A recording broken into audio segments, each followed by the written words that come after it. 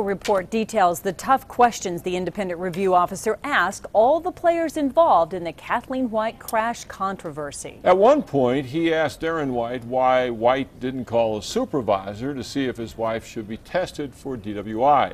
Darren White's response, "It didn't even cross my mind." Here's News 13's Katie Kim. Dick, Diane, the full 65-page report released today contains many conflicting stories, showing there's still a lot of unanswered questions. Darren White says doctors concluded his wife had a seizure when she crashed her Porsche into a curb in the Heights last month. My wife had had a seizure, that she was still post-seizure. In his full report, independent review officer Judge William Deaton wrote that doctors concluded Kathleen possibly had a seizure that day, putting the word in bold caps. So if it wasn't a medical episode, was Kathleen then driving under the influence of prescription drugs? Officers and paramedics on scene sure thought so. Kathleen told officers that she was taking Ambien and Lamictal, an anti-anxiety drug that carries a strong caution against driving. But Kathleen wasn't taken into custody and blood tested, which is standard procedure. Instead, Darren White drove her to the hospital.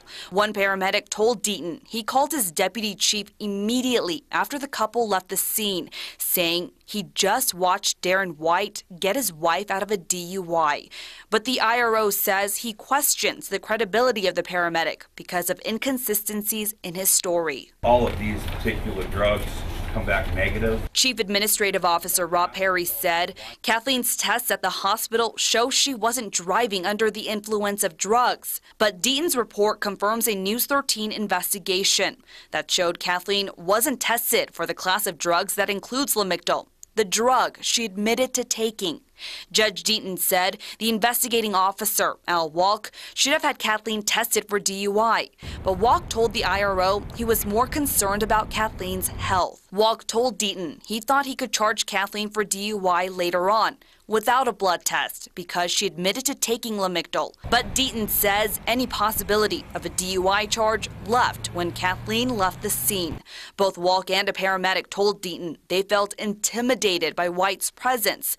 But the IRO says there's no proof White did anything to interfere with the investigation. Darren White told the IRO he was very careful about what he said to Walk because he figured Walk had his belt recorder on. He didn't. A sergeant who was interviewed claims Deputy Chief Beth Pice was very relieved when she found out there were no recordings taken at the scene.